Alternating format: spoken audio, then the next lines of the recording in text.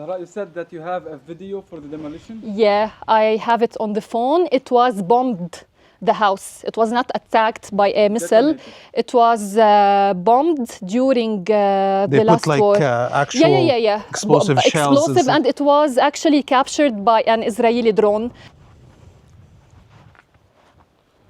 It's heart-aching to see your parents' retirement plan over here.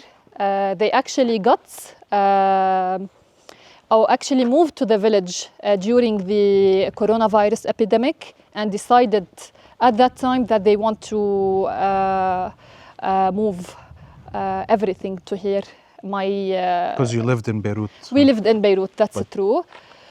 They lived here actually 3 or 4 years before the war started, and they had to evacuate the village.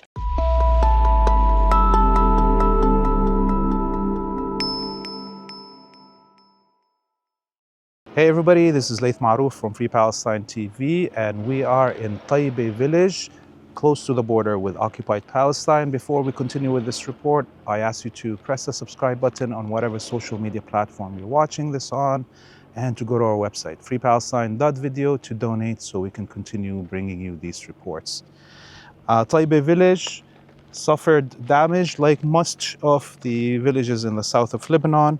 But as we can see here, the damage is not as extensive as the frontline villages because there's a few other villages between here and the border. The Zionists occupied the village during the ceasefire and blew up some of the houses, but didn't have enough time, it seems like, to make the major damage that they did in the other border villages. Today we're gonna continue to Adise village, which we haven't done any reports, and we have with us a local from the village, Zahraa Rammal, who is a journalist, who is also a content creator for al-Mayadeen television on their website. Zahraa, thank you very much for taking this time to drive with us to the border.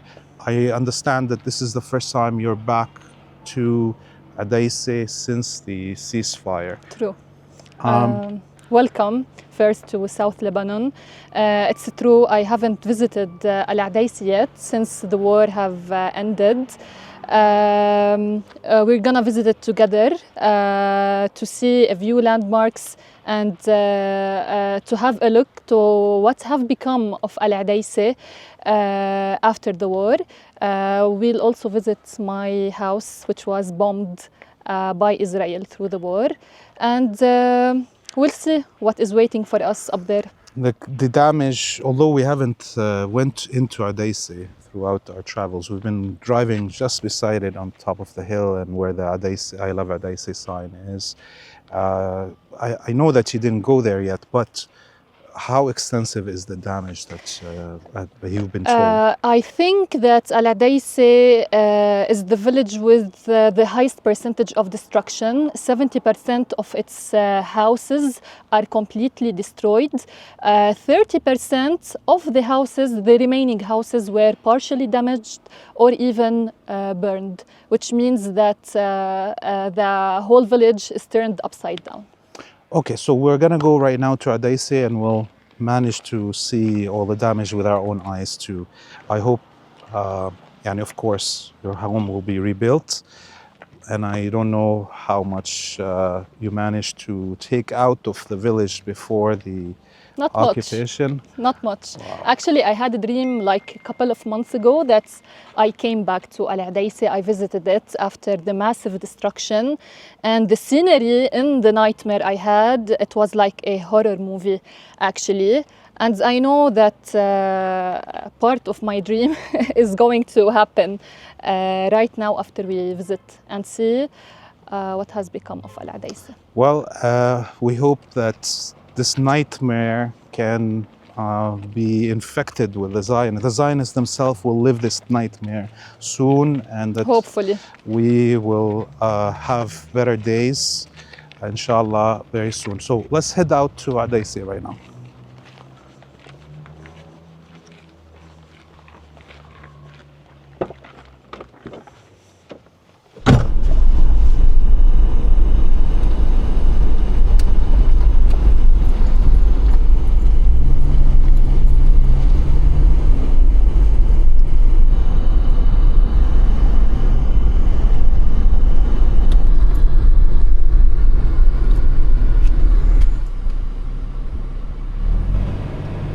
I think we're entering Adise, right? We are still in Taibbe. It's the last bits of Taibbe. In a few seconds, we'll be arriving to al-Adise. You were describing al-Taibbe woods. Yeah, we used to come over there as kids, even as grown-ups. We used to come, sit here afternoon, enjoy the breeze of air, the clean breeze of air, because it's surrounded with pine trees. We used to go out there, do some barbecue, drink coffee, drink tea, and spend a whole day or even a lovely afternoon. So it was a place that we visited a lot because it was very near to our home. And now it was a bit damaged, right? Yeah, not much. It's still pretty much good compared to other places. Now we're officially in al-Adise.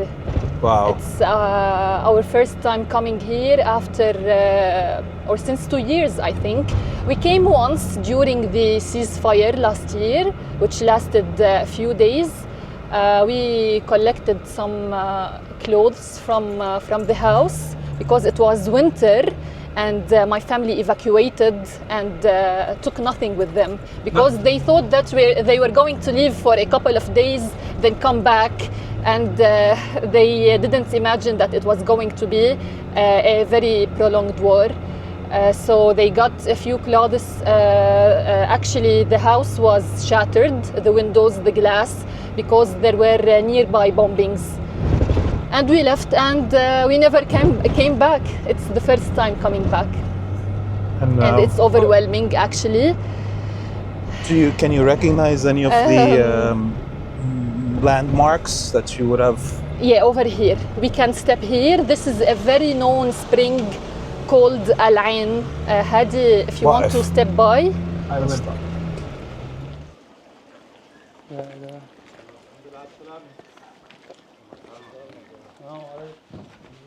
Salam.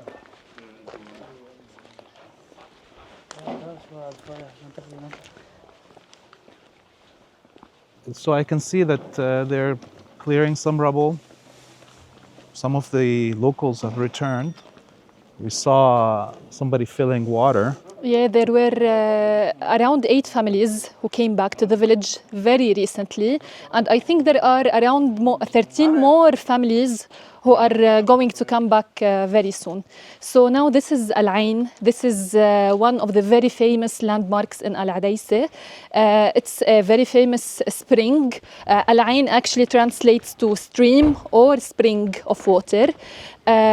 People came here to gather clean, sweet, and purified water. And not only residents of al-Adise used to come, actually people from nearby villages, from Taibbe, Farkila, Rabih, Markaba, they used to come over here because, as I said, primarily the water is sweet. Also, it's purified and it's free, obviously. During the war, Israel actually attacked the source of the spring with a missile, and also it attacked the purification plants. But recently, I think it was fixed, actually, and people can come again and drink water, very cold, very sweet water. So as you see, it was massively destroyed over here. It was some sort of a garden. There were trees. People used to come, drink some water, have a seat, and even up there, it was a very spacious garden.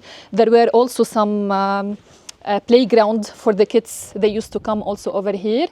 But as you can see, it was massively destroyed. But the people were able at least to recover the spring water. Yeah, other villages are the major suffering point right now to return is the lack of water. Even electricity, they can put a panel, solar panel for their home. True, and looking back also, the nomadic Bedouins used to come here previously to drink water during their journeys from and to Palestine, because it's very near to Palestine. So they would come from the north of the Beqaa and go down to Palestine. True, and pass by here to drink some water.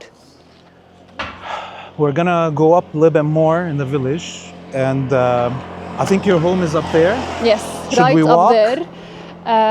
Is it far or is it? No, up Yeah. there. Okay, so let's walk to it. And this is part of the garden that you were and playground that you're Exactly, talking about. It seems yes. like there was some fountain right Waterfall there. and some fountain. seats also.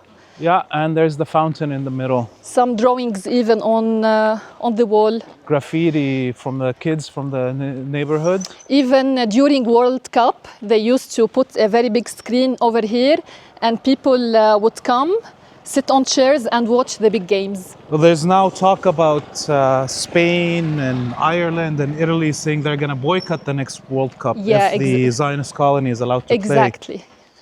So at least maybe the next World Cup is going to be in Canada, the US, and Mexico, by the way. And so already people are complaining. We are diverging off the topic here, but a lot of people are complaining already that visas for people traveling with the racism that is in the US. Many complications are going on. And you are, or used to, for a long time to be a sports journalist. It was true. Yes. So I'm not diverging too much off topic here. Yeah. So this is, it's a bit emotional actually. This was our house over here. Yeah. This floor actually belonged to my uncle, and we were under it. There is not pretty much remaining of the house. And you had to leave all the furniture, obviously. Yeah, we couldn't get anything. It was a pretty tense time, and people didn't think about such things, moving the furniture or so. We just wanted to escape alive, and we thought that we were going to come back. This scenery was not expected, actually. This building over here is my father's cousins. They used to have several floors, and that building also, my grandfather had this land. It belonged to him. His brother had this land, and his third brother had that land over there. Each one had a building which their children built their homes in it, and as can you see, this neighborhood is damaged. Every summer vacation we used to come here to the village, spend the summertime, have good times with our cousins, and it's all gone now actually. All the memories. If there's anything you would want to get from inside, what would actually it be? It's our photos as children, the photo albums. We still had a few pictures. I kept some with me, and the remaining photos, actually my parents put them in a bag, and they preserved them here in the house, but it was actually lost. It's those memories that you have that you can't regain, but everything else you can replace it. Actually in there is my other uncle's houses, but we can't get in there. Behind actually. Yeah, behind it. We can't get at all. Ya Allah. Fikrak, Hadi, do you think they checked for any unexploded ordnance already or not? I think this is because it's directly on the main road. It should have been inspected by civil defense crews. At least civil defense groups, and maybe the Lebanese army. You're actually standing in the living room, and that's the kitchen of my uncle's house. But our house here, there's actually nothing I can identify that belonged to us. Because it's under. Yeah, it's all rubble. I can't identify actually anything that belonged to us. Maybe that pyjama belonged to my sister. Zahra, you said that you have a video for the demolition? Yeah, I have it on the phone. It was bombed the house. It was not attacked by a missile. Detonated. It was bombed during They the put last like war. actual explosive shells. Explosive, and it was actually captured by an Israeli drone. When we saw the video, we couldn't tell that this was our house getting bombed, because as you see the area, you can't identify it. We couldn't tell we couldn't tell that house if it was our cousins, and that shop, we couldn't tell anything. Even Al-Ain, we couldn't identify it from the video actually. Until later we got to know that actually no, it was our home getting bombed. It's heartaching to see your parents' retirement plan over here. They actually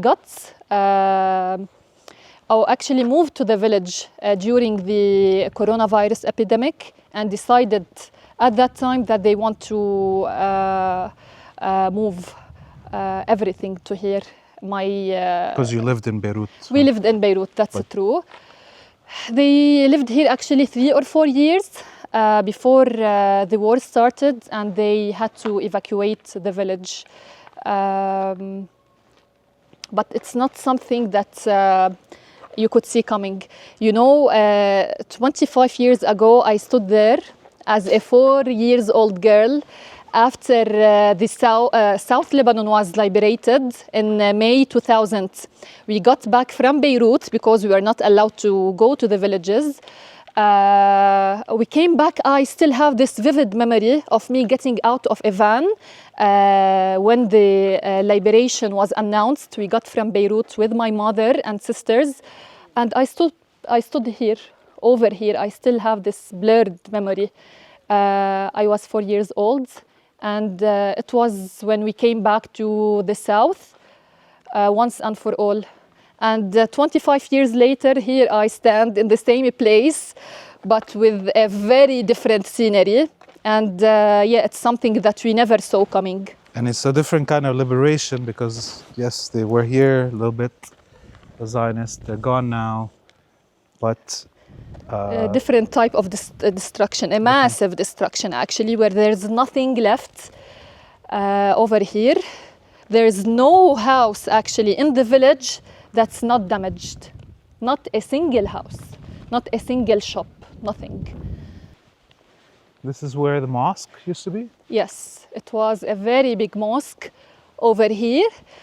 And as you can see, there's pretty much nothing left of it. It was a massive mosque. It consisted of 2 floors. The first floor was for men, and the upper floor was for women to do prayers and so.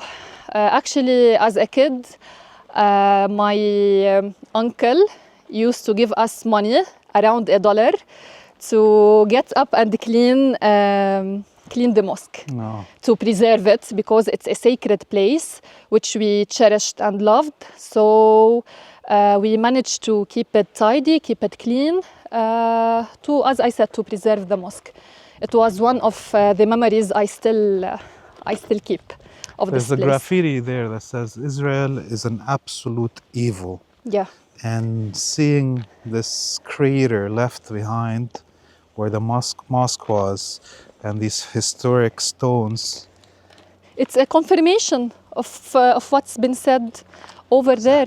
It's a pure evil, absolute evil. Even a sacred place such as a mosque or a church, it was destroyed by them. They kept nothing actually.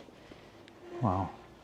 And this is the road actually over here. It takes you up to the cemetery or the graveyard, where previous residents of al-Adise were buried up there. I'm not sure of how much damage occurred up there. We're gonna check it out.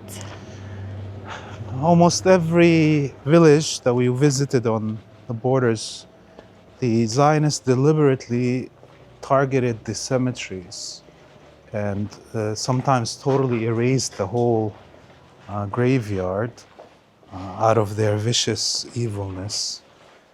And in comparison, of course, the Jewish cemetery of British soldiers that were involved in World War I in Gaza is still till today being protected by the people of Gaza. Yeah, that's true.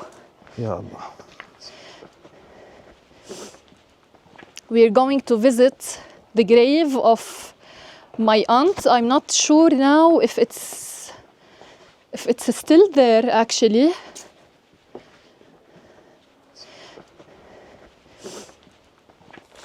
Over here is actually the grave of my aunt, and luckily it's not destroyed. Her name was Nada, and actually she died in 1977. That's when I was born. But what was her story? How was Actually, she was killed by Israel. She was actually at Al-Ain, the spring that we were at the beginning. She was going there to collect water, and Israel killed her, I think, by a missile. She was only 14 years old. Wow. Way before I was born, actually. I never got to see her or know her, and my grandparents didn't even have photos of her. Yeah. So actually, I don't know much about her. But as you can see, what Israel have done, it's not new, it's not recent, it's been happening for years. Killing an innocent girl, an innocent civilian, going to only to collect water, and they struck her and killed her. And here she is. Well, it's a multi-generational trauma. That's true. That's what Zionism is to all of us in this region. And the evil spirit that they have, it doesn't seem to have... Doesn't spare anyone. Spare anyone. And let's read the Fatiha for Nada.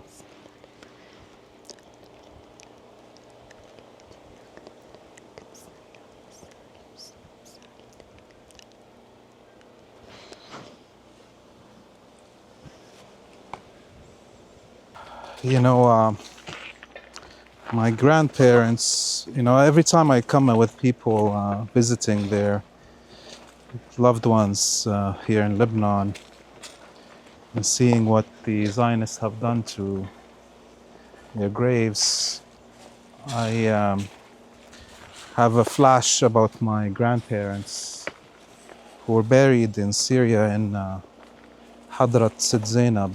Really? In the graveyard beside Sid Zainab's shrine, and nobody in my family has been able to visit them since the Wahhabi death squads took over Damascus. And you know, and because we're coming in the south all the time and seeing these images, it's every couple of days it comes back, the thought in my head. It lingers, yeah. Yeah, what happened to their grave? Are they okay? Actually, when is the next time I can visit them, you know, and pray for them?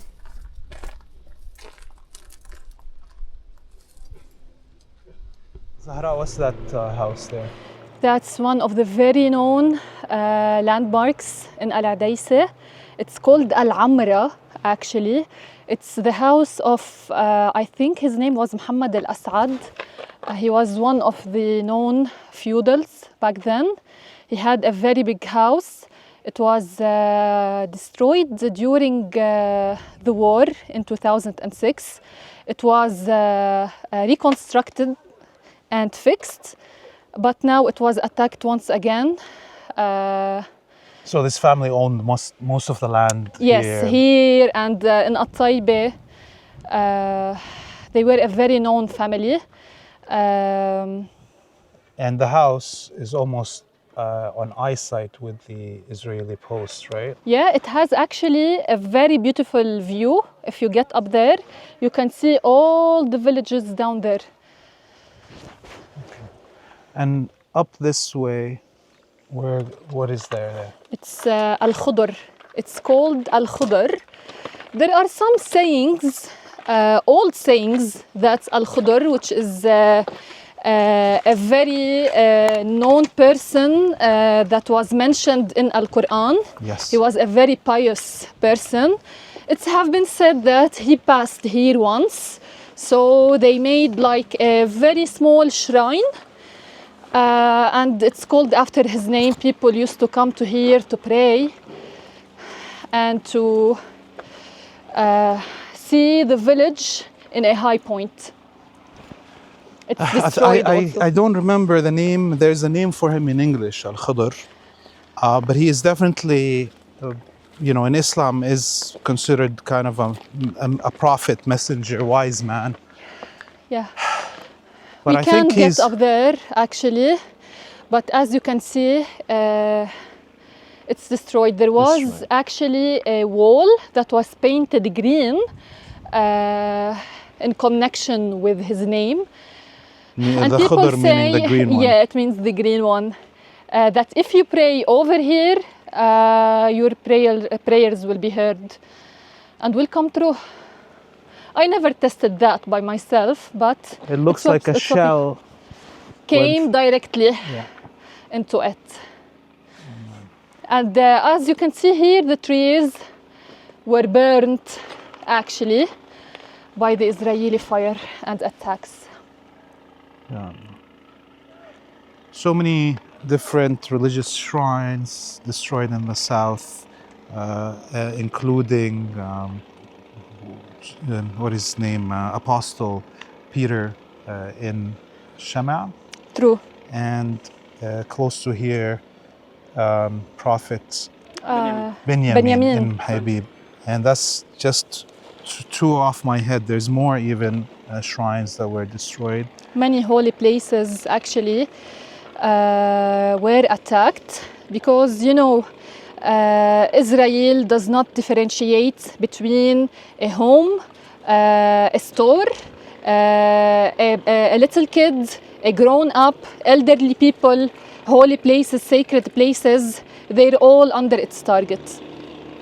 And we saw churches, we saw mosques, and even the mosque in Blida that has some Jewish connection is also destroyed. So they don't have any respect for religious sites, even if they're connected to the religion that they claim to belong to. There were also items stolen from them, others burned, others destroyed. And actually many of the houses over here, when people returned to the village, they found that many items, furniture, valuable stuff in their homes were actually gone and they were stolen by the Israeli occupiers. There was actually videos of Israeli soldiers in the West Bank, in South Syria that they occupy right now, and here in South Lebanon, of Israeli soldiers stealing furniture. It's the norm, actually. It's them. They are occupiers. They are stealers of this land.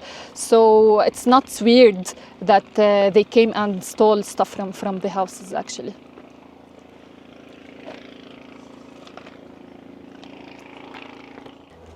This is the grave of my grandparent, Hassan. And as you can see, it's actually broken. It's still much preserved, not very bad in shape in comparison with other graves. And behind you is? Over here, my grandmother was buried, Nasima. I actually never got to see my grandparents. They were both dead before I was born. Actually, my grandmother was buried in the same day my older sister was born, so she got her name. Nasima. And this one is damaged. It's more damaged than the other one. We used to come over here as kids, and my uncle used to bribe us, give us money in order to clean the graveyards. We were pretty much bribed to clean. Well, in the beginning you have some financial incentive. Yeah, as kids. And then you have a good memory connected to the job of cleaning a grave. Yeah. To preserve it, actually. Over here, also one of my very old memories. Every time you got here, actually it was filled with bushes and trees, which were obviously burned by phosphorus. Yeah. There was actually a tree over there that carried some kind of berries. We used to come here especially to also collect berries from that tree, which were very sweet, tangy, and sour at the same time. So it's one of my core memories. Yeah. Toot, which is mulberry. It's like orres. Okay. Orres, مش Yeah. toot. No. Okay. Not berries. More like a blueberry. Okay. Yeah. We can hear a drone. That's probably the welcoming party for our arrival.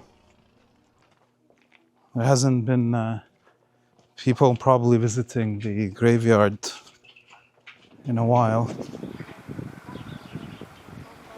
We were supposed to drive through up there to get to the I Love Odaisseh sign. And standing in front of Mosque actually. But now we have a drone, so I'm not sure we're gonna do that. Should we go, Hadi? It's not advised to move like this when there are drones. Let's at least take a rest and see what happens. Okay, we'll take a rest and then we'll continue if we can. So the quadcopter is above us. Yeah, quadcopter above us, Wow. and the Unifel is here.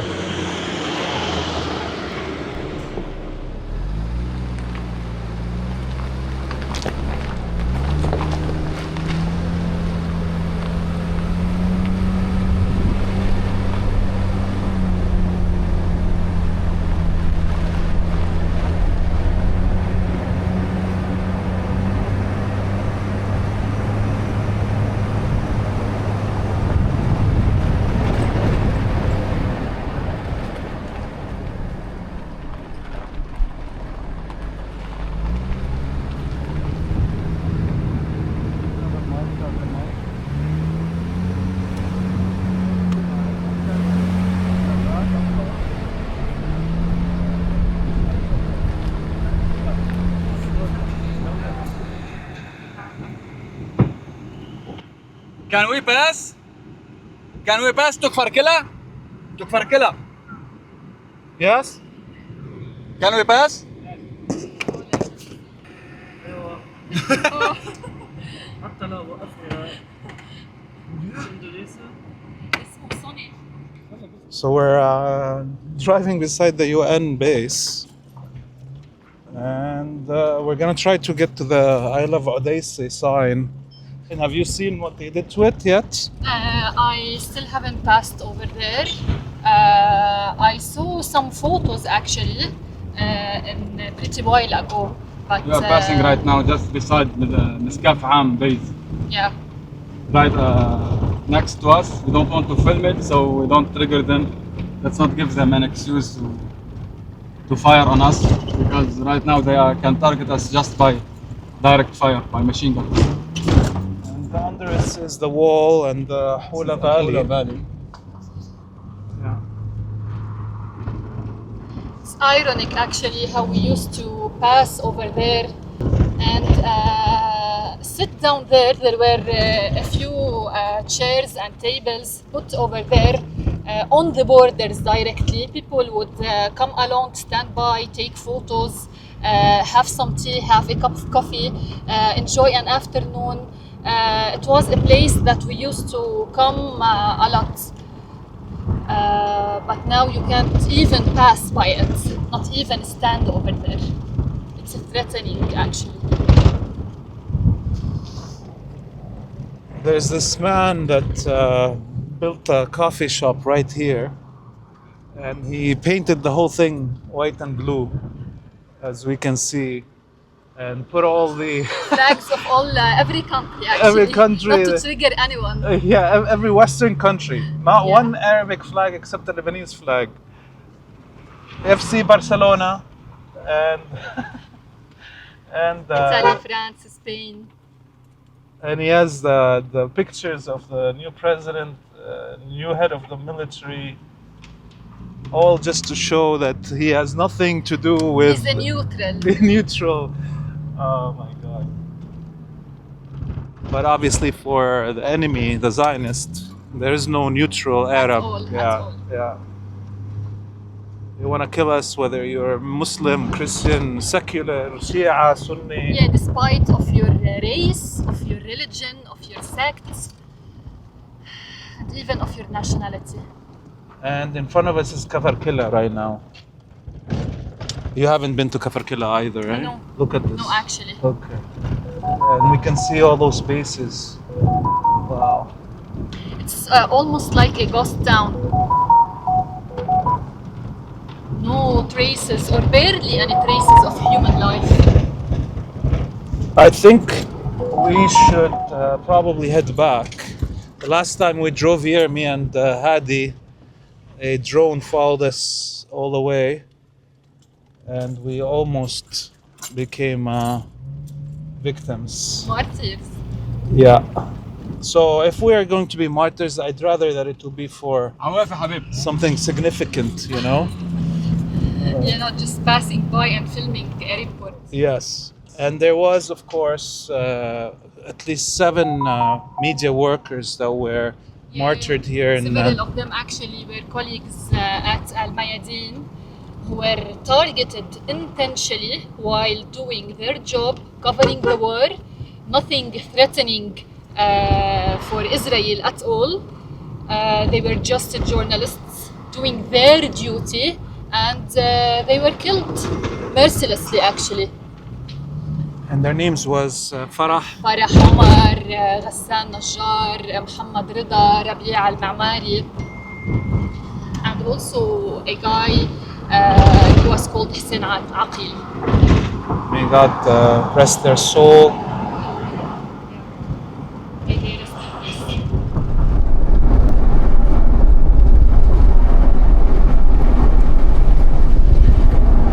We drove through Odaisseh, Kafarkilla, and the drone followed us. It actually just stopped buzzing right now. We're at the entrance of Kafarkilla. There's a coffee shop. We're sitting.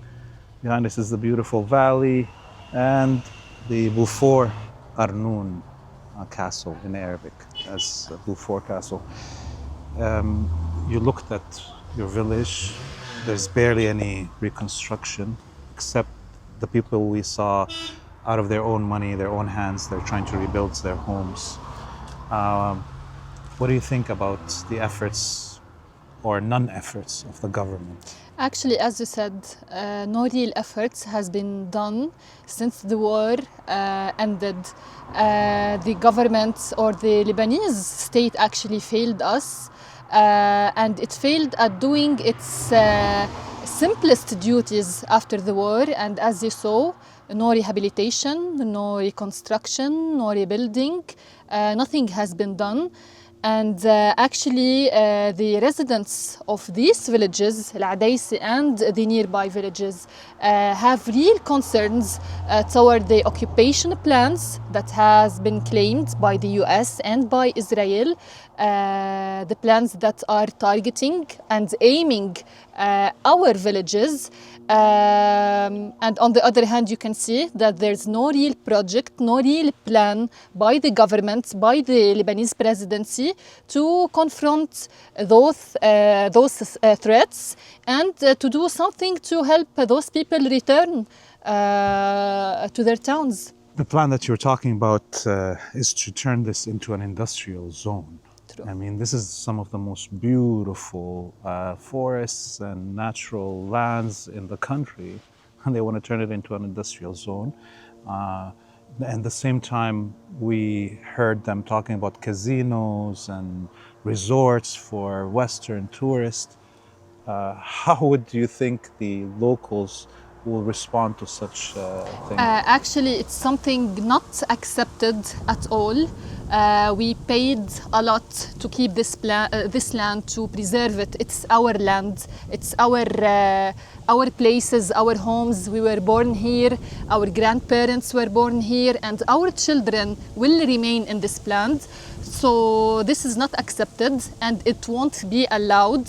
If our government will allow it, the people, the resistance, which is consisted of these people, will not allow this to happen. And actually it's very alarming and very disturbing how the state actually is prioritizing and putting all its effort in disarming the resistance instead of finding a way, finding a solution, constructing a plan to help those people who are evacuated, who have lost everything, their home, their land, their money.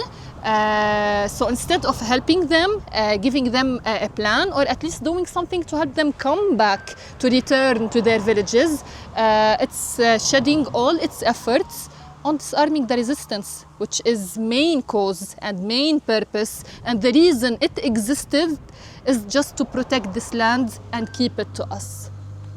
Well, inshallah, everybody in Odaisseh will come back. Inshallah, Odaisseh will be rebuilt better than it was before. And inshallah, the Zionist colony will cease to exist very soon, and all of these criminals will be either executed or put in jail for all their crimes for the last century.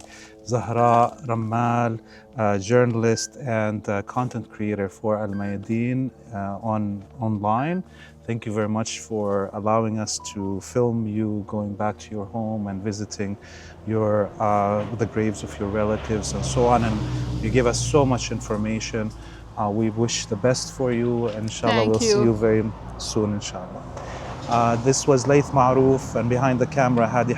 You're still watching Free Palestine TV. We ask you to press the subscribe button on whatever social media platform you're watching this on, and to go to our website, freepalestine.video, to donate so we can continue bringing you this content. And until we see you next time, we bid you all a free Palestine and a free Lebanon.